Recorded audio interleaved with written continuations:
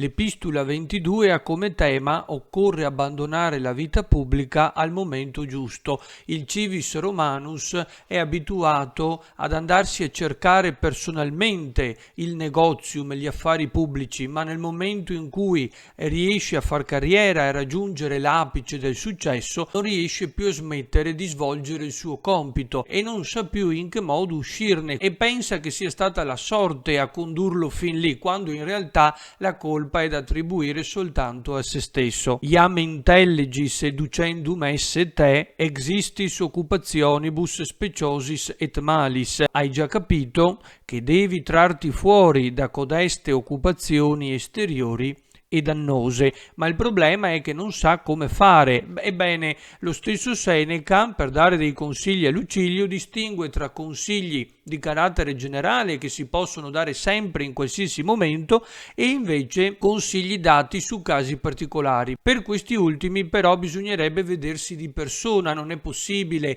suggerire e consigliare da lontano, cioè bisogna toccare con mano gli eventi, le situazioni. È impossibile. Quando noi dobbiamo affrontare un problema, alcune decisioni le potremo prendere soltanto quando saremo sul posto, quando staremo cioè vivendo quegli attimi. Non è possibile prevedere prima la totalità delle nostre azioni. E infatti vetus proverbium est gladiatorem in arena capere consilium. C'è un vecchio proverbio che cosa dice? Che un gladiatore determina le sue mosse nell'arena stessa, non prima. Deve osservare il volto dell'avversario, i movimenti delle braccia, la posizione del corpo e così via. Il consiglio generale sempre valido di Seneca è il seguente: guardati intorno e appena troverai l'occasione propizia, coglila subito e con tutto il tuo ardore, con tutte le tue forze, cerca di liberarti da codesti tuoi impegni. Ascolta il mio parere: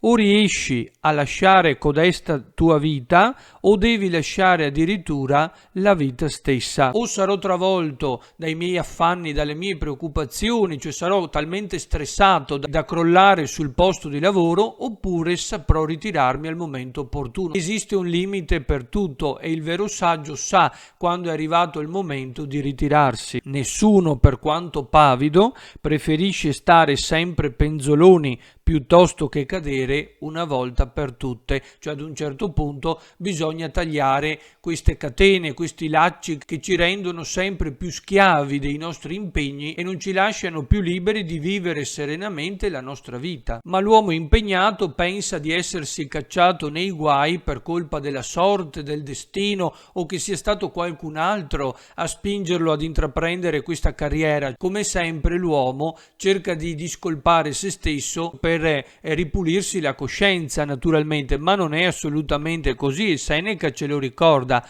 bastino gli affari in cui tu ti sei cacciato o, come vorresti far apparire, in cui sei cascato. Quindi c'è una differenza sostanziale. Però qual è la classica scusa di un uomo impegnato? Non avrei potuto fare diversamente. Che sarebbe accaduto se non avessi accettato? Era assolutamente necessario. L'uomo si crede indispensabile, come se il mondo non potesse andare avanti senza di lui. Nessuno è obbligato a correre sulla via del successo. Nulli necesse est felicitatem cursu sequi. Però non tutti possono evitare la vita pubblica, comunque sono delle occupazioni necessarie e Seneca ci viene in aiuto anche in questo caso. Se una persona deve comunque intraprendere o vuole intraprendere questa carriera nella sua vita, può farlo sapendosi però controllare e quindi fermandosi al momento opportuno, evitando di inseguire affannosamente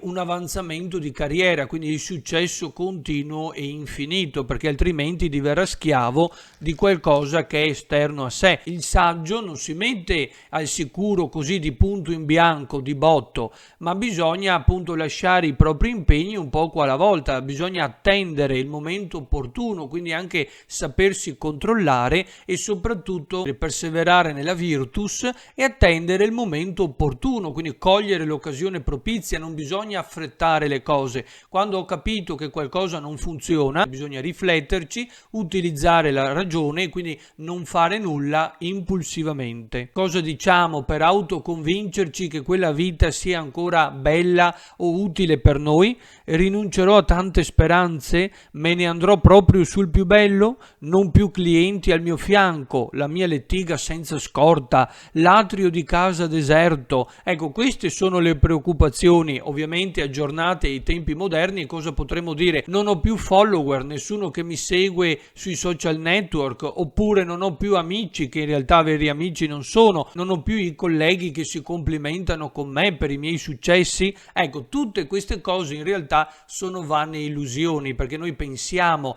di essere felici quando in realtà questo lavoro sta iniziando a diventare la nostra prigione, per quanto dorata, ma pur sempre una prigione. E Seneca, da esperto conoscitore dell'animo umano, ce lo conferma: si lagnano dell'ambizione come dell'amante, ma se penetri i loro veri sentimenti ti accorgi che si lamentano non per odio, ma tanto per questionare. Quanti ne conoscete che si lagnano tanto per lagnarsi, per il puro piacere di brontolare, di lamentarsi, quando in realtà non manca loro nulla, eppure non sono mai contenti. Scruta bene nell'animo di costoro che deplorano la sorte che hanno desiderato e parlano di voler fuggire da quei beni di cui non sanno privarsi, cioè non sono capaci, si lamentano, quello sì, perché anche noi italiani, noi in generale siamo sempre bravi a lamentarci dalla mattina alla sera, non ci va mai bene nulla, vorremmo che tutto cambiasse. Quando poi il governo inizia a fare dei cambiamenti subito protestiamo perché vorremmo che tutto rimanesse come prima. Vedrai che rimangono volentieri in una situazione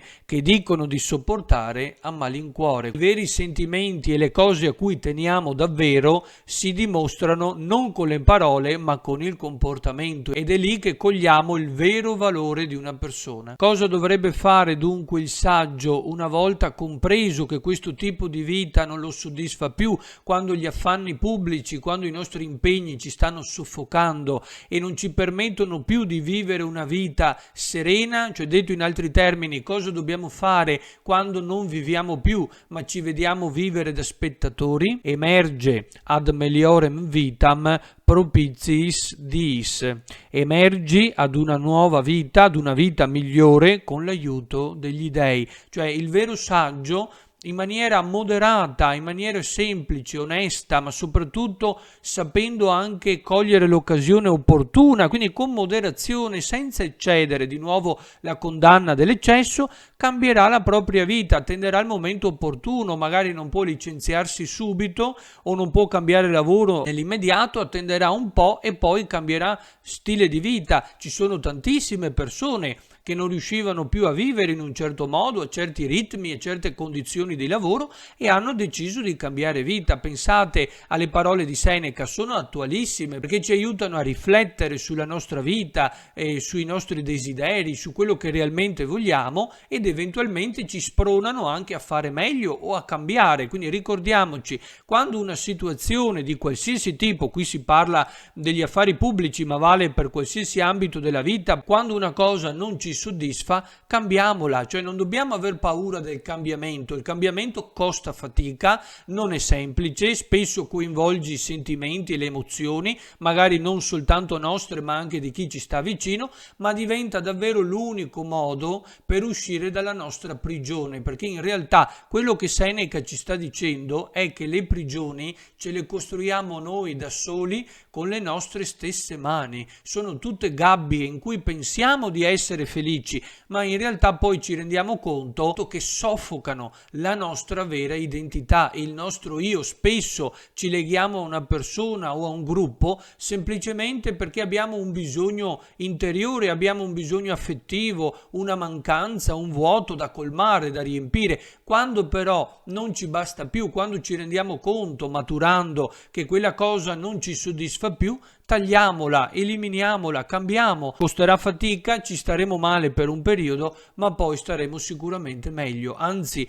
la vivremo come una liberazione. Ma se tergiversi per calcolare tutto quello che puoi portare con te e quanto denaro occorre per rendere sicuro il tuo riposo, non troverai mai la via d'uscita. Non è possibile salvarsi a nuoto con i bagagli sul dorso. E come sempre Seneca non si limita ad una riflessione sul singolo argomento della lettera, ma poi amplia il suo ragionamento, quindi dall'affare pubblico ora passa al tema della morte, quindi della vita in generale. E cosa ci dice? Tutti escono dalla vita come se ci fossero appena entrati. Considera chi vuoi, giovani, uomini di mezza età o vecchi, li troverai ugualmente timorosi della morte, ugualmente ignari della vita. E io direi con più esattezza che moriamo peggiori di quello che eravamo nascendo, cioè noi non impariamo nulla dalla nostra vita perché dovremmo attendere la morte con serenità. Il vero saggio sa cosa lo aspetta, sa che prima o poi deve morire,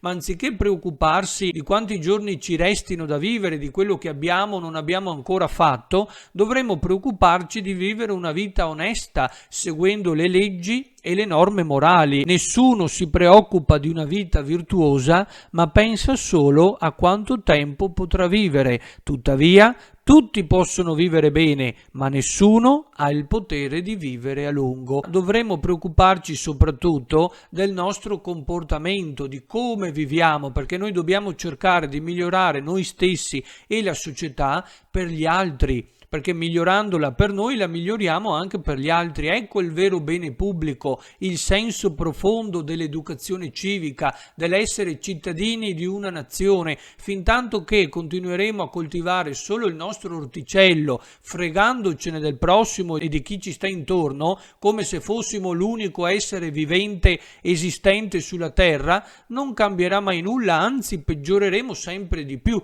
È soprattutto una questione di mentalità, di educazione. Dobbiamo tornare a insegnare i veri valori, ma non solo a insegnarli e a ripeterli, ma proprio a metterli in pratica, partendo ciascuno da se stesso, perché altrimenti non cambierà mai nulla. Dobbiamo davvero riflettere continuamente, perché ultimamente le persone agiscono senza riflettere, sono troppo impulsive e si rendono conto troppo tardi dei loro errori. Bisogna imparare ad usare la nostra razionalità, lo strumento più potente di cui siamo stati dotati, prima di commettere degli errori, non dopo. E vi lascio con il consiglio quindi che ci ha dato Seneca: emerge ad meliorem vitam propitiis diis. Siate davvero padroni della vostra vita, non lasciatevi condizionare, ma sempre tenendo a mente la legge morale.